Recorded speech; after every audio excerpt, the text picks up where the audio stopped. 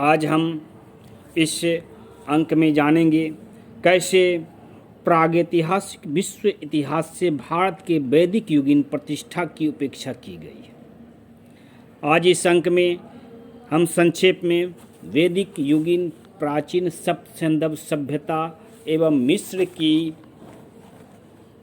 नील नदी घाटी सभ्यता के मध्य शैक्षणिक, सांस्कृतिक, सामाजिक, राजनीतिक अंतः संबंधों का तुलनात्मक अध्ययन करेंगे।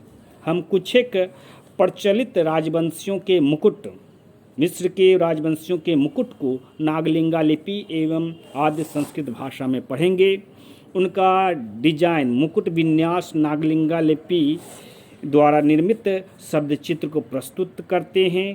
तात्कालिक युग में यह प्रचलित धारणा थी और इसके आधार पे हम जान सकते हैं कि भारत के द्वारा प्रदत्त शिक्षा एवं संस्कार के समक्ष संसार नतमस्तक होता था।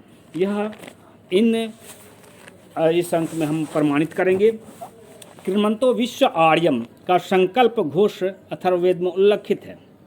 यह अद्भुत एवं गौरवपूर्ण तथ्य है कि भारतवासियों ने हजारों मील सुदूर पश्चिम में आपके सांस्कृतिक और राजनीतिक उपनिवेश स्थापित किए थे, जिसे पाश्चात्य पुराविद झुठला रहे हैं तथा वर्तमान विश्व की भाषा को शताधिक भाषा परिवार में बांट रहे हैं, जिसका मूल वस्तुतः सप्त सभ्यता वासियों की नागलिंगा लिपि ही थी और आदि संस्कृत भाषा ही थी। वर्तमान प्रागैतिहासिक विश्व में इतिहास में कई तथ्यहीन भ्रांतियाँ प्रचलित हैं, क्योंकि पाश्चात्य पुराविदों ने बिना सप्त सभ्यता की भाषा लिपि को जाने पढ़े आपके विश्व इतिहास का लेखन किया है। जियां फ्रांसवा सांपलियो ने जिस हायरोग्लिफिक लिपि का पठन अध्ययन किया और तथाकथित आपके मिस्र की 24 हायरोग्लिफिक वर्णाक्षरों का उद्भेदन का दावा किया, वह वास्तव में निर्मूल सिद्ध होता है। जब हम वो आपके नागलिंगा वर्णमाला के माध्यम से उन हायरोग्लिफिक लिपियों को पढ़ते हैं तो प्रमाणित होता है कि वो वस्तुतः शब्द है, जैसा कि आप देख रहे हैं। तो आज हम लोग जानते हैं कि सप्त सभ्यता की वर्ण विन्यास किस प्रकार थी, किस प्रकार बाएं से दाएं और ऊपर से नीचे हम सप्त सभ्यता की पुरालेखों को पढ़ सकते हैं। उसी आधार पर हम प्राचीन मिस्र की पुरालेखों का भी पठन और वाचन कर सकते हैं। जब आप इस दोनों में तुलनात्मक अध्ययन कीजिएगा, सप्त सभ्यता की पुरालेख और मिस्र की पुरालेखों का, तो आप स्पष्ट हो जाता है कि आपके सप्त सभ्यता की पवित्र वर्णाक्षरों के मेल से ही मूर्ति निर्माण, स्थापत्य कला की वास्तु विन्यास, बाकी जो भी उस युग में पवित्र कार्य होते थे, सत्ताधीन कार्य होते थे, उनका विन्यास किया जाता था। तो प्राचीन मिस्र की सभ्यता पौराणिक युगीन प्रतीत होती है। भारतीय पौराणिक परंपरा में प्राचीनतः दक्ष के आपके 60 पुत्रियां थी। चाक्षुष मंत्र की कथा है यह आपके। दक्ष ने आपके कश्यप के साथ 13 पुत्रियों का विवाह किया था। वैसे ही 4 पुत्रियों का विवाह ताक्ष कश्यप के साथ किया था। बाकी और से 27 पुत्रियों का विवाह चंद्रमा के साथ किया था। एक का विवाह भगवान शिव के साथ किया था। तो आज हम मिस्र के राजवंशों का, जो वहाँ के कबीले थे, जो आपके दक्ष प्राचेतस के दामाद थे, उन सभी के मुकुटों को नागलिंगा वर्णाक्षर के योग से बने सब चित्र के आधार पे, हायरोग्लिफिक संकेत के आधार पे जो निर्मित हुए हैं, उसको हम लोग पढ़ेंगे। और आप देख रहे हैं यह आइन, यह शब्द है आइन, इसको कहते हैं सूर्य की आँख मिस्र में, रा, आइज ऑफ रा। तो यह वास्तुतः नागलिंगा लिपि में आइन शब्द है, उसे इसी तरह उच्चारण वहाँ पर भी किया जाता है। इसको पुराविद आकार समझाते हैं। पाश्चात्य वर्णमाला में से एक आद्य स्वरूप माना जाता है। वास्तव में यह नागलिंगा लिपि में 3 शब्दों का, सिर्फ 3 वर्णों का योग है, अकार, इकार और नकार। इसी से आपके आइज शब्द की उत्पत्ति हुई है। अब आप देख रहे हो इन जो होती है आपके हाथोड़ देवी, मिस्र के हाथोड़ देवी की प्रतीक चिन्ह है। तो इन का तात्पर्य होता है स्वामी, शक्ति, राजा। यह प्रत्येक राजवंशों के मुकुट पे इसको मतलब कि आप प्राप्त कीजिएगा। मिस्र के पुरालेखों के में जो भी राजा हैं उनके सिर पे आपके इन आकार के पुरालेख आपको प्राप्त होंगे। इसमें ईकार और नकार 2 शब्दों का योग है। यह आपके कोई भी वंश हो, गोवंशी हो, गृद्धवंशी हो, नागवंशी कोई भी हो, वो धारण किया करते थे। तो ये आपके संस्कृत शब्द है इन। और मिस्र में इसे आपके हाथोड़ देवी जिस के रूप में पूजा जाता है, हाथोड़ देवी के रूप में इसकी प्रतिष्ठा होती है। प्राचीन हाथोड़ देवी से इसकी तुलना की जाती है। एक और ये देख रहे हैं आप, ये आयन है।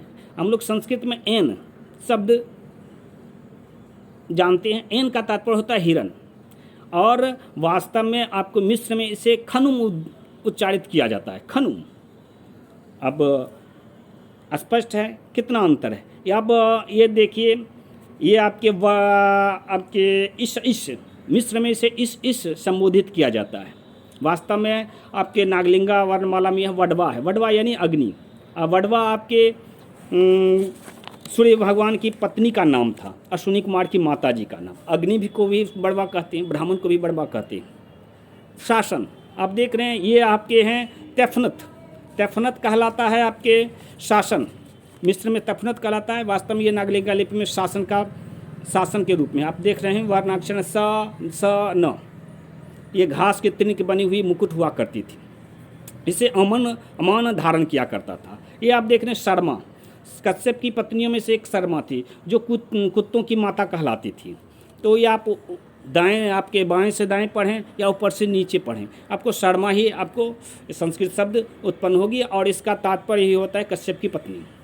ये आपके औसरिस वास्तव में आपके उसरस संस्कृत शब्द का अभ्रंश है, जिससे आपके नंदी के विषय में आप जानते हैं, भगवान शिव के गणाध्यक्ष थे, उनका प्रतीक चिन्ह है। लेकिन वास्तव में यह जो लिखा हुआ है मुकुट है, इस पे लिखा है ईश्वइस यानी देवाधिदेव, ईश्वर देवाधिदेव भगवान शिव। इतना भ्रांतियाँ प्रचलित हैं आपकी। आप देखिए ये ग्राह है, यथारूप में है, नागलिंगा लिपि में इसे ग्राह ही पढ़ सकते हैं आप। ये हैं मृग। जितने भी आपके मिस्र के पुरालेखों में आपके शेर के रूप के आकार के होंगे चिन्ह, वो आपके मिर्गस होते हैं। मिर्गिस या मिर्गस, वह सिंह के प्रतीक हैं। इसको आपको वहाँ कहा जाता है सकमित।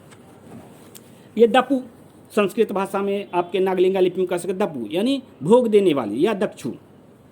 इसको आपको वहाँ मिस्र में नेफ्थिस माना जाता है। इसके माथे पर मुकुट देख रहे हैं, ये दपु है।